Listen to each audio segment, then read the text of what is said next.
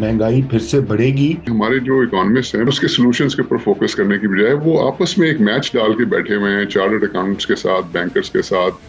अफरात-ए-ज़र महंगाई, जिसको mother of all ills कहा जाता है, ये एक अनडिक्लेयर्ड टैक्स है इन्फ्लेशन। और इसका बुनियादी जो वजह है वो है फिस्कल इनडिसिप्लिन।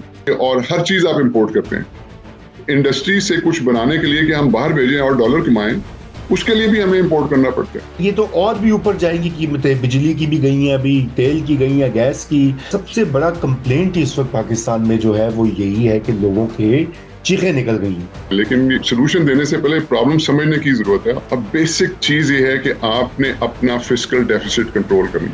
जब तक आप एफबीआर को इस इक्वेशन से नहीं हटाएंगे, आपकी रिसोर्स मोबिलाइजेशन नहीं हो सकती है। अस्सलाम वालेकुम नाजरीन, सॉल्यूशंस फॉर पाकिस्तान हमारा हफ्तावार प्रोग्राम, एक बार फिर मैं और हारून ख्वाजा साहब आपके सामने मौजूद हैं।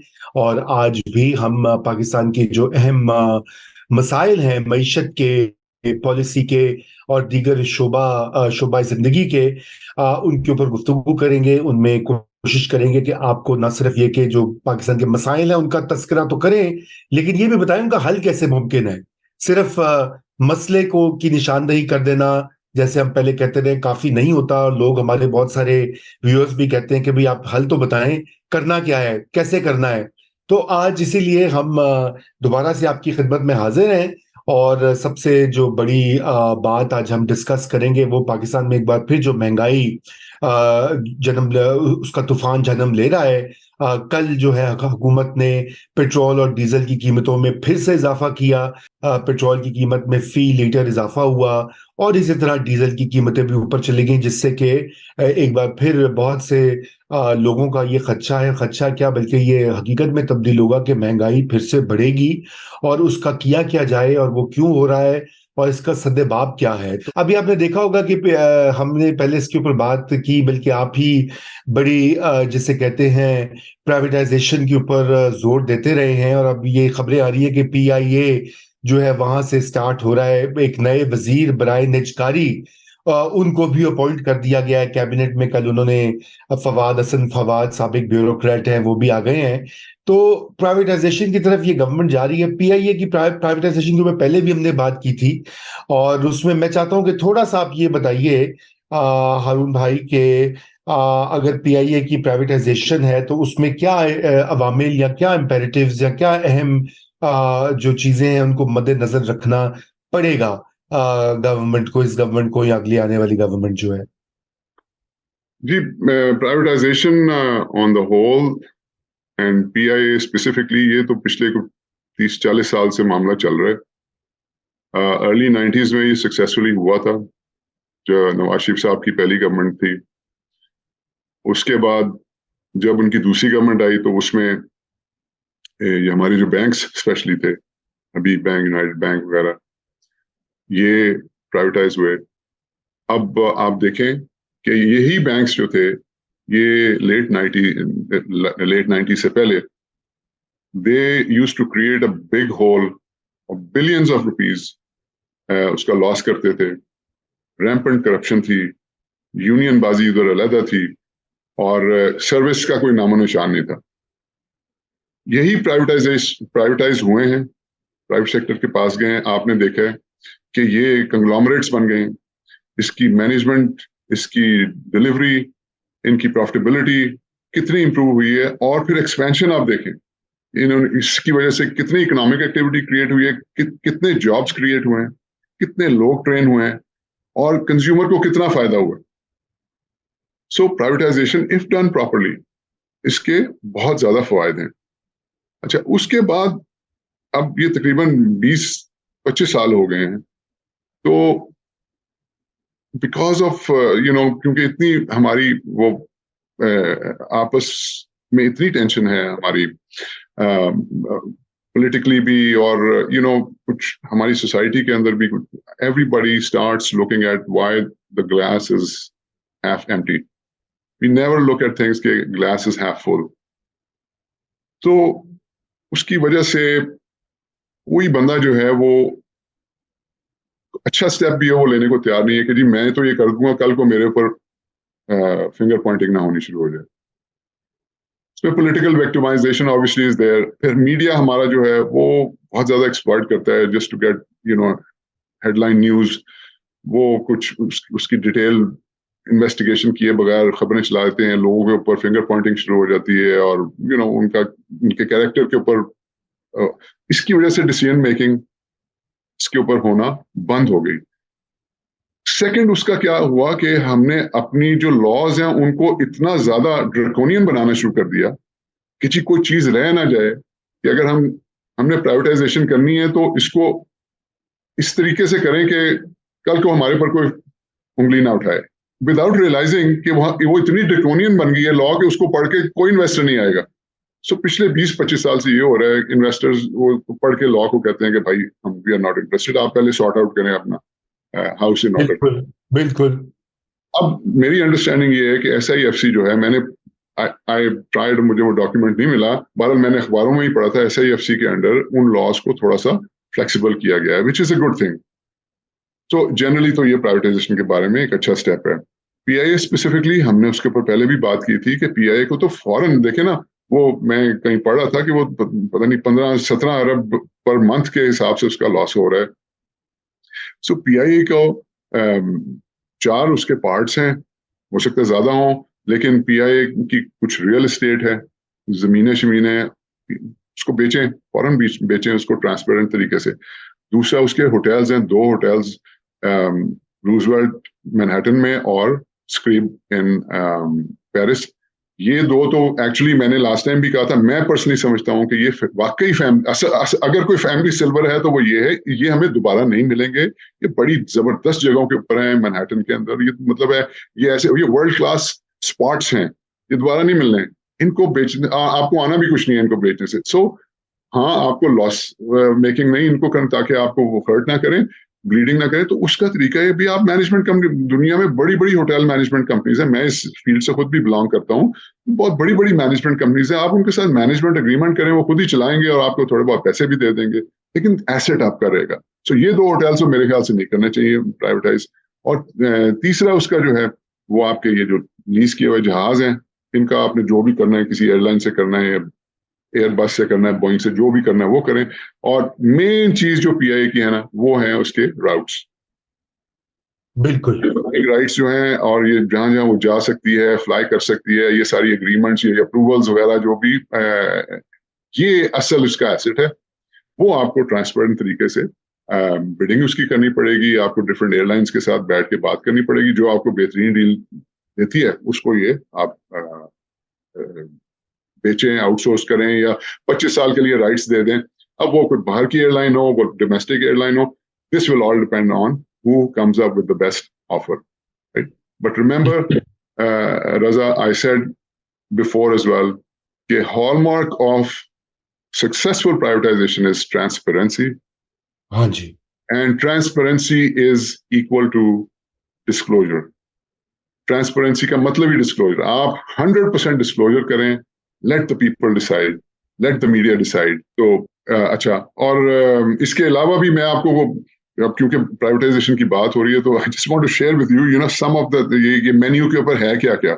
सो ज़राई तरक्याती बैंक लिमिटेड, ये 40 अरब का लॉस, यूटिलिटी स्टोर्स कॉर्पोरेशन 5 अरब का लॉस, सुई सदर्न गैस 15 अरब का loss, PTDC, national investment trust, NESPAK, Pakistan Steel Mill, by the way, National Highway Authority, a lot of loss. Pakistan Railways, Discos, वो हमने उसकी बड़ी बात की है, वो 10 disco, Jamshoro Power Generating Company, SME Bank, Pakistan Textile City Private Limited, State Engineering Corporation, Telephone Industries Pakistan, Post Office, WAPDA, PTV, Pakistan Broadcasting, printing corporation, मतलब it's a whole list, ये तो अनएंडिंग लिस्ट है, और सारी loss making है। वो 2-3 profitable भी हैं, OGDCL है, पाकिस्तान पेट्रोलियम लिमिटेड, पाक अरब रिफाइनरी वगैरह, so it's a long list on the menu. So the quicker we start, the better it is. So good luck to Fuad Saab. I hope बहुत सी उनकी दुआएं, I hope he's successful. जी बिल्कुल, बस मैं सिर्फ ये ऐड जरूर करना चाहूंगा कि जो वर्कर्स उनमें काम करते हैं ना, हारून साहब, जो मुलाजमीन है, देखें वो उनको उनका बंदोबस्त जरूर करना चाहिए। अगर प्राइवेटाइजेशन का रास्ता चुना ही है तो ये ना हो कि जैसे आपको पता है हमारी गवर्नमेंट्स कैरलेस होती हैं कि एकदम वो बस उनका ये है कि भाई उनका रोजगार का मुतबादिल बंदोबस्त करें, या जो भी और तरीके होते हैं, गोल्डन हैंडशेक होते हैं, इन्वेस्टमेंट्स होती हैं, शेयर्स होते हैं, मतलब कोई भी तरीका निकालें कि वो हजारों लोग और खानदान जो हैं वो एकदम आगे, इतना मसले हैं उनको और मजीद बेचारों को बेरोजगारी और महंगाई में हम डुबो नहीं दें तो रजा, ये आप और। ठीक कह रहे हैं, लेकिन कोई ऐसी एग्जांपल नहीं है पाकिस्तान की प्राइवेटाइजेशन जो भी थोड़ी बहुत हुई है उसकी कोई ऐसी एग्जांपल नहीं है जहां पे गवर्नमेंट ने उनको बेयारो मददगार छोड़ा हो। एवरी सिंगल प्राइवेटाइजेशन जो हुई है उसमें जो भी उन्होंने प्राइवेट सेक्टर जिसको भी बेचा है, उसका आइटम नंबर 1 ये है कि किसी को वो बेरोजगार नहीं करेंगे। ये सबसे पहले government, so to give them due credit, जो भी गवर्नमेंट थी जिन्होंने भी प्राइवेटाइज किया है उसमें वर्कर्स का हमेशा ख्याल रखा है। वर्कर्स को या उनकी नौकरी में कोई फर्क नहीं पड़ा, या उनको गोल्डन हैंडशेक दिया, और वो बड़ा ठीक ठाक लुक्रेटिव गोल्डन हैंडशेक दिया। इसको कंट्रोवर्शियल किसने बनाया कि देखें, जब hundreds of thousands of employees हैं किसी बड़ी ऑर्गेनाइजेशन के, उसके अंदर एक बहुत छोटा सा एलिमेंट वो मिसक्रिएंट्स का भी होता है, जो कि वो नो मैटर व्हाट उन्होंने कोई ना कोई इररेलेवेंट या अनरीजनेबल डिमांड्स अपनी करनी होती हैं, तो वो फिर इसको उठाते हैं और वो फिर मीडिया वालों को साथ मिला के अननेसेसरी। लेकिन ओवरऑल मेरे ख्याल से जब भी प्राइवेटाइजेशन हुई है इस बात का खास ख्याल रखा गया, और आई एम श्योर रखा जाएगा। तो मैं, हारून साहब, और भी मौजूआत हैं उनके ऊपर भी हम बात करेंगे, लेकिन मेरे ख्याल से आवाम के जो इंटरेस्ट का और आवाम के जो क्या उसको कहते हैं कंसर्न है इस वक्त सबसे बड़ा, वो महंगाई ही है। काम middle class, low income group का, इवन जो लोग ज्यादा पैसे रखते हैं उनको भी ये चीज चुभती है। तो इस वक्त आप ये बताइए, ये इन्फ्लेशन का जो साइकिल है इसको कैसे डील किया जाए? जी। Raza, we've been talking about different aspects of economy. हमने प्रोग्राम्स किए हैं, सॉल्यूशंस के ऊपर भी किए हैं, हमने पाकिस्तान प्लान के ऊपर भी किए हैं। तो आपने मुझे कहा था इन्फ्लेशन के ऊपर थोड़ा ब्रीफ करना हमारे नाजरीन को, तो मैं इसको जब मैंने थोड़ा अपने माइंड में इसको रैशनलाइज करने की कोशिश की इस टॉपिक को, तो it's a very complicated topic to convey to common people उनकी अंडरस्टैंडिंग के लिए। तो बहरहाल मैं कोशिश करता हूँ, क्योंकि हमारी कोशिश नॉर्मली ये होती है कि हम ऐसे सॉल्यूशंस एक आम फहम जबान के अंदर जो कि लोगों को समझ आ सके वो लाएं। तो कोशिश करते हैं कि इन्फ्लेशन जो है ये इसको कैसे एक आम आदमी समझ सकता है। लेकिन before I start, I would like to make this comment कि मैं ये प्रोग्राम्स और पॉडकास्ट वगैरह देखता हूँ, एंड मोर एंड मोर बड़ा अफसोस होता है ये देख के कि हमारे जो इकोनॉमिस्ट हैं बड़े अच्छे और well known economist United states के अंदर, यूके के अंदर, और कुछ टू सर्टेन एक्सटेंट सम पाकिस्तान के अंदर, मतलब ये वो बजाय पाकिस्तान के प्रॉब्लम्स और उसके सॉल्यूशंस के ऊपर फोकस करने की बजाय वो आपस में एक मैच डाल के बैठे हुए हैं, चार्टर्ड अकाउंट्स के साथ, बैंकर्स के साथ, एमबीएस के साथ। आई डोंट अंडरस्टैंड कि ये मतलब इतनी पढ़ाई लिखाई करने के बाद अगर ये जुवेनाइल बच्चों की तरह आपस में लड़ना है, इसका क्या फायदा है? तो आपस में ऐसी चीजें ढूंढनी चाहिए कि जिसमें वी अग्री, एंड जिसमें हम नहीं अग्री करते उसमें भी agree to disagree, rather than finger pointing. और जाहिर है अगर आप किसी की प्रोफेशनल एबिलिटी या कैपेबिलिटी पे फिंगर पॉइंट करेंगे तो वो आगे से अच्छा तो नहीं समझेंगे। तो this is the last thing we want कि हम आपस में लड़ना शुरू कर दें। और इतनी पढ़ाई लिखाई, इतनी आप रिकग्निशन के बाद अगर इस किस्म की गुफ्तगू शुरू करें तो ये आपको सूट नहीं करता। तो मूविंग ऑन, मैं भी उस चीज से स्टार्ट करता हूँ कि एक ऐसी सोसाइटी के अंदर प्रॉब्लम है जिसके अंदर सारे एग्री करते हैं इरिस्पेक्टिव ऑफ देयर बैकग्राउंड, और वो है इन्फ्लेशन, अफरातज़र, महंगाई। ये एक ऐसी चीज है जिसको मदर ऑफ ऑल इल्स कहा जाता है इकोनॉमिक्स के अंदर। और अगेन सिंपली इसलिए कि ये गरीब आदमी के ऊपर टैक्स है। सो एक तो वो टैक्स है ना, ये जीएसटी लगा दिया, और ये विदहोल्डिंग टैक्स और ये वो फलाना, जो कि डिक्लेयर्ड टैक्सेस होते हैं हमारी टैक्सेशन अथॉरिटीज के साथ। लेकिन ये एक अनडिक्लेयर्ड टैक्स है, इन्फ्लेशन। तो इसको थोड़ा आगे लेके चलते हैं कि जो डेवलप्ड सोसाइटीज हैं उन्होंने इसको रिकग्नाइज बहुत देर का किया हुआ है और उनका टारगेट होता है कि अपने मुल्कों के अंदर ये 2 और 3% के दरमियान इन्फ्लेशन रहे। अगर वो 3% की तरफ बढ़ना शुरू हो जाए तो उनके जो है ना अलार्म बेल्स जो है वो बजना शुरू हो जाती हैं। तो अच्छा, इसका रूट कॉज जो है इन्फ्लेशन का, ये mother of all ills inflation है, और इसका बुनियादी जो वजह है वो है फिस्कल इनडिसिप्लिन। फिस्कल इनडिसिप्लिन का मतलब ये है कि आपका जो रेवेन्यू है, यानी कि आप अपने लोगों से जो टैक्स इकट्ठा कर रहे हैं वो आपके अखराजात से कम है।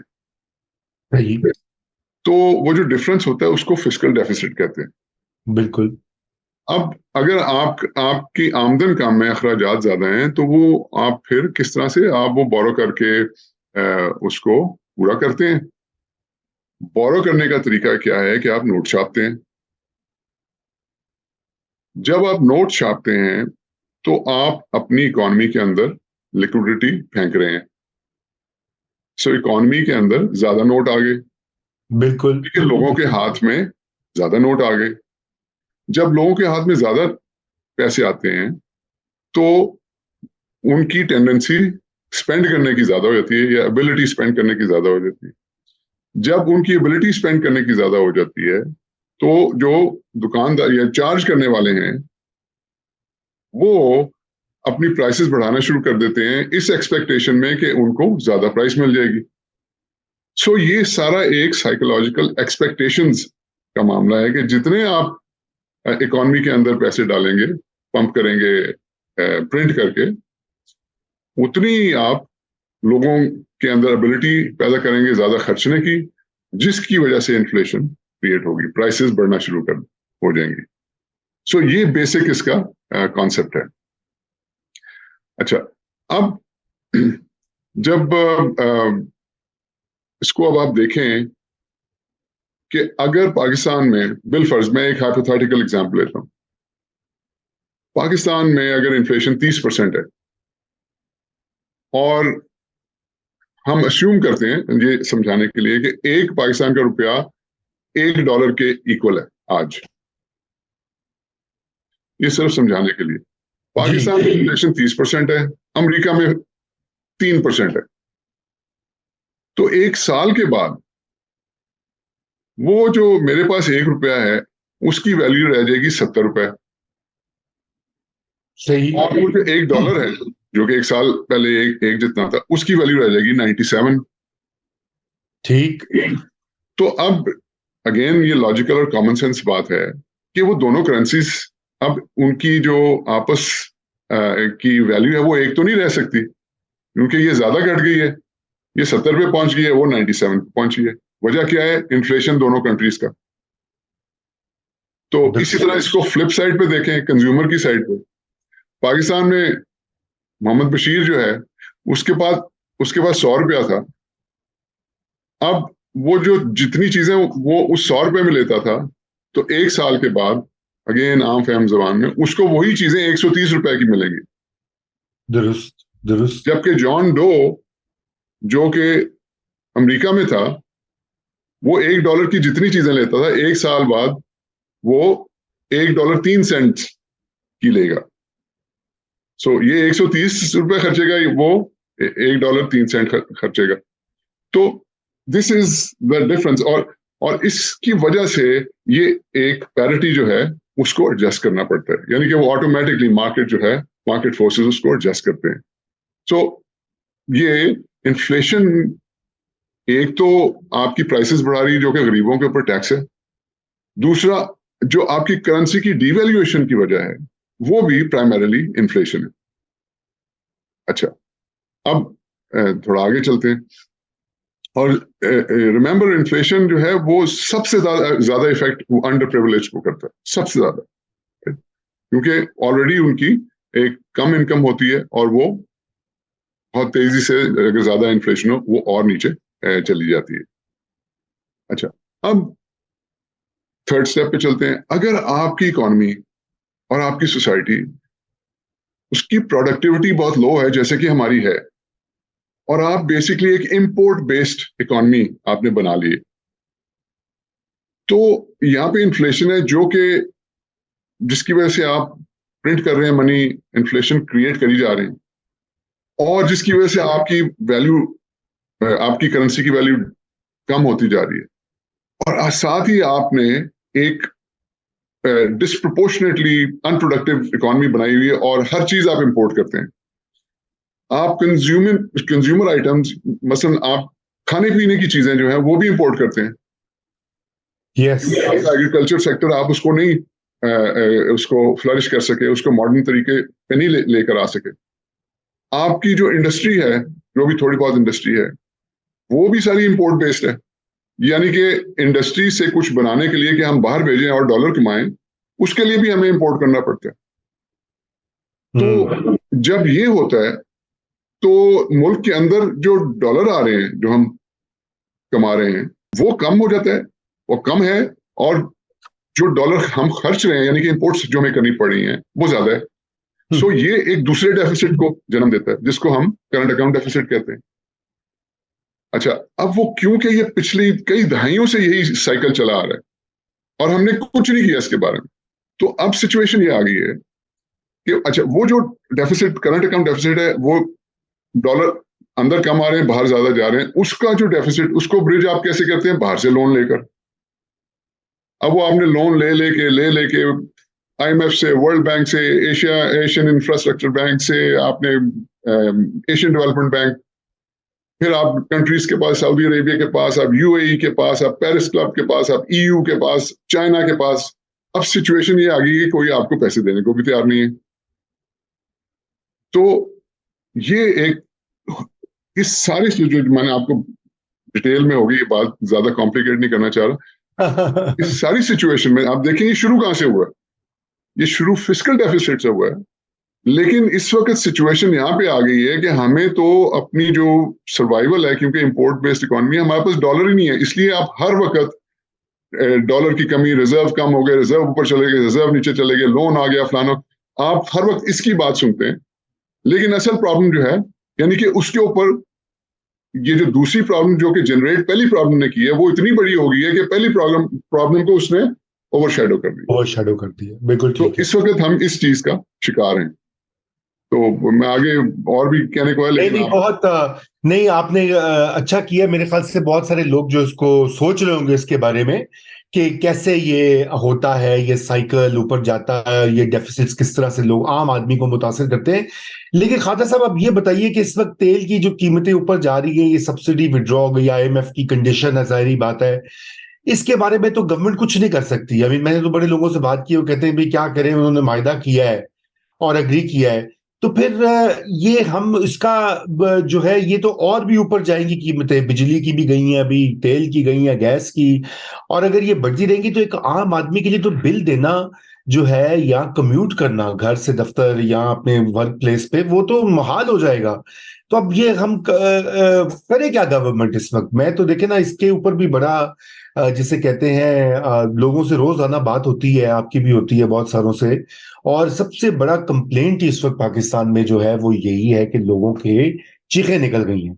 तो अब आप थोड़ा सा इसके बारे में ये बताएं कि going forward in the short term, short to medium term, करे क्या ये गवर्नमेंट? अभी है फरवरी मार्च तक, कह रहे हैं कि निगरान गवर्नमेंट है, फिर नहीं आ जाएगी, तो क्या what are the possible policy steps available or to be found?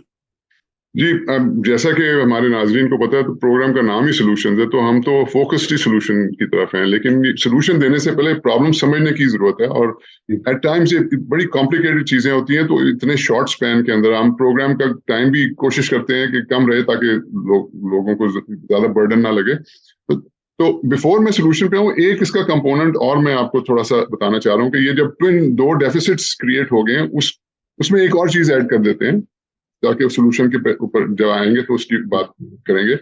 वो ये है कि जब ये इन्फ्लेशन बढ़ जाती है, तो इसको कंट्रोल करने का एक लेवर जो है, वो जो सेंट्रल बैंक है वो इंटरेस्ट रेट बढ़ा देता है।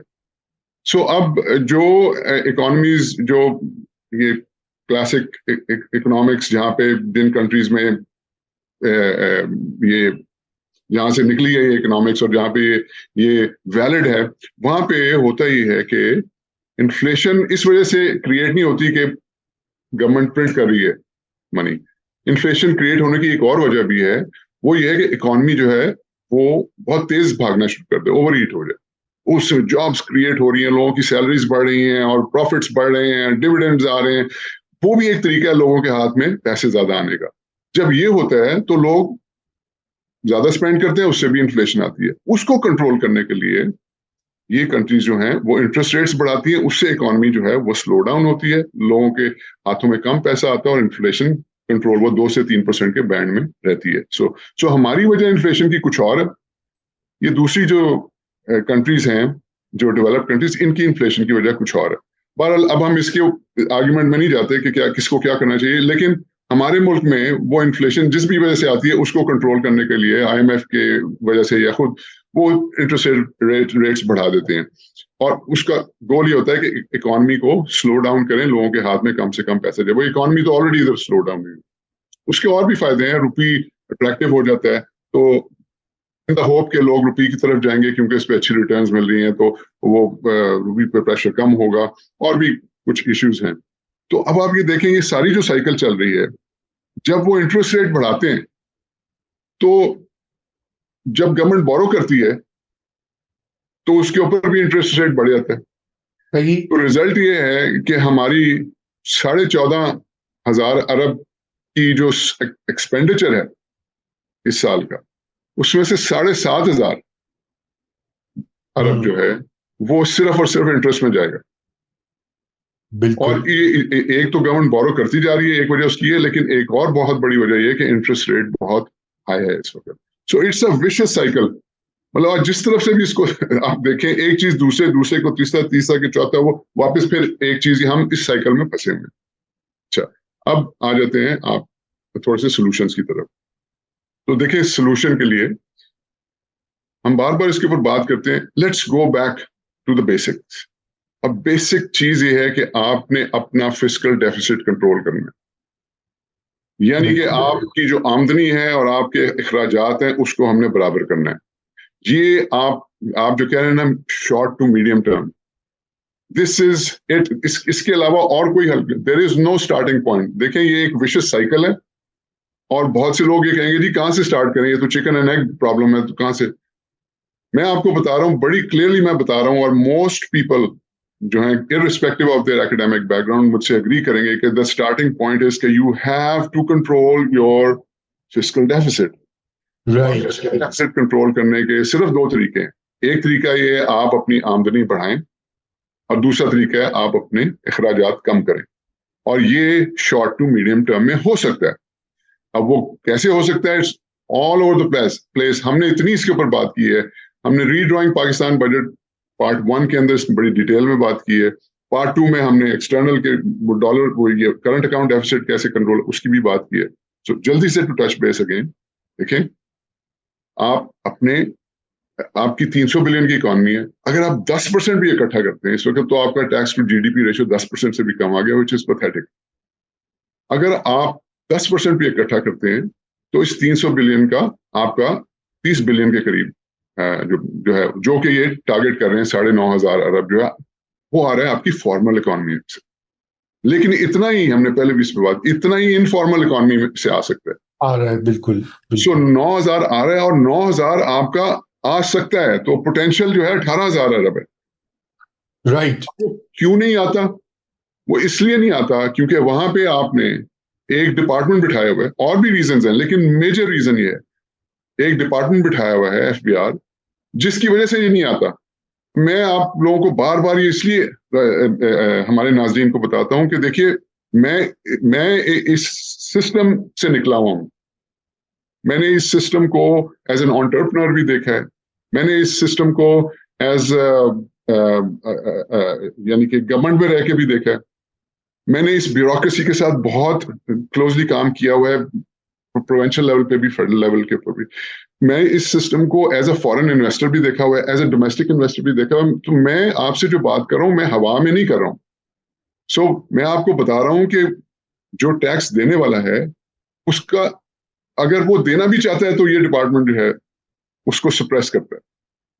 जब तक आप एफबीआर को इस इक्वेशन से नहीं हटाएंगे, आपकी रिसोर्स मोबिलाइजेशन नहीं हो सकती है। ये उन्हीं के ऊपर बोझ डालते जाएंगे जो कि ऑलरेडी टैक्स दे रहे हैं, जो कि ये करते आए हैं और ये करते रहेंगे। सो इसका सोल्यूशन ये है, ये तो शॉर्ट एंड मीडियम टर्म में बड़ी आसानी से हो सकता है। we've said it so many times कि आप एफबीआर को उन लोगों से बिल्कुल बेदखल कर दें जो कि ऑलरेडी टैक्स नेट के अंदर हैं। एफबीआर का उनसे कनेक्शन 100% खत्म कर दें, और ये लोग जो हैं ये आप एक और एंटिटी के ऊपर ले जाके पार्क कर दें जिसका नाम है प्राल। वो हमने ये भी सोल्यूशन दिया, प्राल, पाकिस्तान रेवेन्यू अथॉरिटी लिमिटेड। उसमें सिर्फ एक छोटी सी चेंज करें कि प्राल की ओनरशिप जो है इस वक्त एफबीआर की है, उसको चेंज करके आप गवर्नमेंट ऑफ पाकिस्तान या मिनिस्ट्री ऑफ फाइनेंस कर दें। एफबीआर नहीं होना चाहिए, और प्राल के अंदर आप प्रोफेशनल लोग लेकर आए। बल्कि मैं सोच रहा था, देखिए आपका एक जबरदस्त टैलेंट, एक साहब हैं हमारे जिन्होंने अपनी सारी जिंदगी जो है वो टैक्सेशन अफेयर्स को डील करते हुए गुजारी है, and he is an expert in taxation, और बड़े सक्सेसफुल रहे हैं as a professional, as a technocrat, बड़े जबरदस्त हैं। उनको हम लेकर आते हैं और उनको हम ऐसी मशीन का इंचार्ज चेयरमैन बनाते हैं एफबीआर का, जिसको उधर होना ही नहीं चाहिए। तो उसका रिजल्ट क्या हुआ कि हमने एक जबरदस्त रिसोर्स, मैं शब्बर जैदी साहब की बात करूं, जबरदस्त रिसोर्स, उसको ऐसी मशीन दे दी, ऐसी गाड़ी में बिठा दिया जिसके चारों टायर ही पंक्चर हैं। रिजल्ट ये हुआ कि वो भी फ्रस्ट्रेट हो गए और वो वहां से उनको छोड़ के जाना पड़ा। मेरी सजेशन ये है कि प्राल, उसका नया सेटअप, प्रोफेशनल सेटअप, उसका चेयरमैन लगाएं आप शब्बर जैदी साहब को, और फिर शब्बर जैदी साहब उनसे डील करें, प्रोफेशनली डील करें, जो कि टैक्स ऑलरेडी दे रहे हैं। और ये जो टैक्स मैन और टैक्स पेयर, टैक्स लेने वाला, उनका आपस का रोल खत्म कर दें, बिल्कुल फेसलेस होना चाहिए। और आप एक सर्टेन परसेंटेज उनके ऑडिट्स करें, थर्ड पार्टी ऑडिट्स करें, इसमें प्राल या एफबीआर का इन्वॉल्वमेंट बिल्कुल नहीं होनी चाहिए। देखिए टैक्स इस तरह से नहीं निकलता, आप डंडा एक हद तक इस्तेमाल कर सकते हैं, ये जो टैक्स पेयर है उसको ये ड्यूटी समझ के टैक्स देना चाहिए, लेकिन इस किस्म की फिजा के अंदर वो नहीं देगा। सो एक तो ये हो गया। अब बाकी की जो एफबीआर है, जो 23,000 बंदा है, उनको आप कहें कि जनाब आपका सक्सेस इस पे बेस करता है कि आप 9,000 अरब और लेकर आए उनसे, जो कि टैक्स पेयर्स नहीं है, जो रडार में है ही नहीं, उनको ढूंढें, वहां से 9,000 लेकर आए, उनकी परफॉर्मेंस असेस होगी कि आप 9,000 में से कितना लेकर आए। तो ये तो है जनाब एक सिंप्लीफाइड वर्जन। आपने रिसोर्स मोबिलाइजेशन, आपने अपनी इनकम कैसे बढ़ानी है, एक साइड हो गई। ये आपने पूछा कि शॉर्ट टू मीडियम टर्म, ये बाकायदा मैं आपको जो बता रहा हूँ ये इमीडिएटली हो सकता है, सिर्फ विल चाहिए। अच्छा, दूसरी साइड आ जाए, अब हम आते हैं एक्सपेंसेस कैसे कम करने। तो उसके अंदर भी, and I would like to appreciate, and उनका मेंशन करना बहुत जरूरी है, आप भी उनको अक्सर लाते हैं, डॉक्टर कैसर बंगाली। अब वो 20 साल से कह रहे हैं और बिल्कुल ठीक कह रहे हैं कि किस तरह से कम करना है। अच्छा, वो कैंटोनमेंट्स की बात करते हैं कि जी इतनी कैंटोनमेंट्स की जरूरत नहीं। नॉन डेवलपमेंट, वो कहते हैं नॉन डेवलपमेंट एक्सपेंडिचर जो है ना, वो उसको कट करे जी। फिर वो कहते हैं कि जी ये आपके जो गवर्नमेंट का साइज है, स्पेशली आफ्टर 18th अमेंडमेंट, वो तो कहते हैं कि जी 50% साइज का कम करें, क्योंकि आपको क्या जरूरत है यहाँ पे 36 डिविजन बनाने की। 86 मिनिस्टर्स आपने रखे हुए थे, 36 जो है डिविजन बनी हुई हैं, आपकी मिनिस्ट्रीज बनी हुई हैं। वो कहते हैं कि भाई जो चीज आप डेलीगेट डिवॉल्व कर चुके हैं प्रोविंसेस को, उन मिनिस्ट्रीज की क्या जरूरत है। एजुकेशन एक प्रोविंशियल सब्जेक्ट है, उसकी मिनिस्ट्री क्यों है।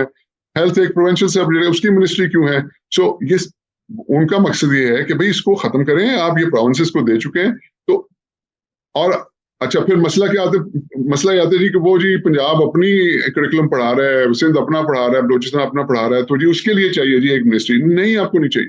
पंजाब में वो हेल्थ इस तरह कर रहे हैं, सिंध में ये कर रहे हैं, तो वो यूनिफॉर्मिटी नहीं है। नहीं, आपको उसके लिए एक सेपरेट हेल्थ या एजुकेशन या दूसरी मिनिस्ट्री नहीं चाहिए। उसके लिए इंटर प्रोविंशियल कोऑर्डिनेशन की मिनिस्ट्री ऑलरेडी एग्जिस्ट करती है फेडरेशन के अंदर, जो कि इन सबको हार्मोनाइज कर सकती है। तो कैसर बंगाली साहब कहते हैं कि आधा एक्सपेंडिचर नॉन डेवलपमेंट कम हो सकता है।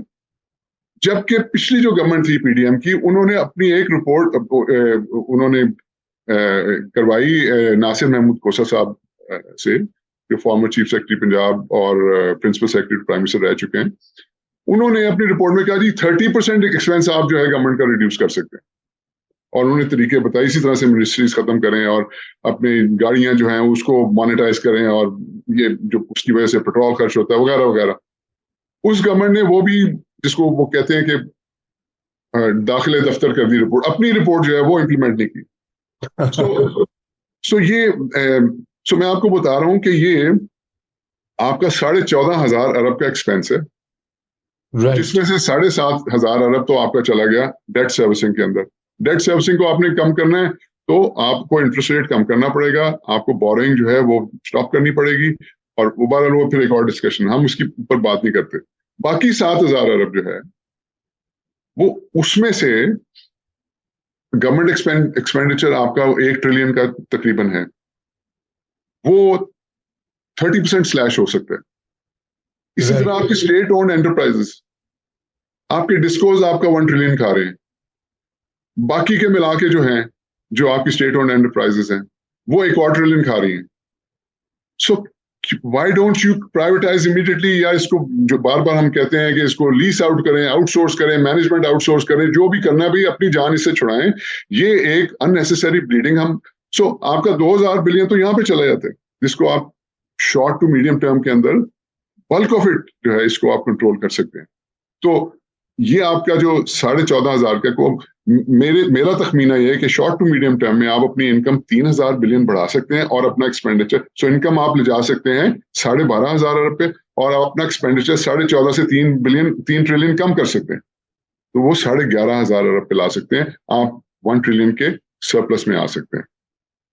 बिल्कुल। तो थोड़ा टेक्निकल हो गया, I hope I was able to. नहीं, एक मेरे ख्याल से जो लोग गौर से सुनेंगे और उस पर गौर करेंगे, यकीनन एक चीज समझ आएगी। उससे भी ज्यादा इंपॉर्टेंट है कि जी हमारे पॉलिसी मेकर्स भी इसके ऊपर ध्यान देना, जिनके हाथ में हुकूमत की बाग दौड़ है, जो कि पॉलिसी साजी करते हैं। हारून साहब, thank you so much. I wish कि हम ये मजीद जारी रखते, बिकॉज मुझे और भी इश्यूज आपकी बातों में भी प्रोसेस कर रहा था, क्योंकि इतनी ज्यादा इंफॉर्मेशन आ जाई है। तो लेकिन इंशाल्लाह उसको हम अगले वीक टेकअप करेंगे। नाज़रीन, ये सिलसिला यहीं से हम रीस्टार्ट करेंगे जहां से हम छोड़ें, क्योंकि ये मामलात ऐसे हैं कि इनके ऊपर खूब सारी बहस और बार बार इनका तस्करा भी होना चाहिए, ताकि आप जो देखने वाले हैं और भी जो लोग हैं, हम ये कोशिश कर रहे हैं कि इनके साथ साथ हम एक पब्लिक एजुकेशन का भी पर्पस सर्व करें। सिर्फ ये नहीं है कि हम यहाँ बैठकर तो एक शो जो है वो रिकॉर्ड करके उसको हम अपलोड कर दें। कतई ये बात नहीं, हम चाहते हैं कि पाकिस्तान में वाकई डिबेट हो पाकिस्तान के मसाइल, उनकी तशखीस और उनके हल के लिए। Thank you Khwaja Sahab, thank you नाजरीन, खुदा हाफिज।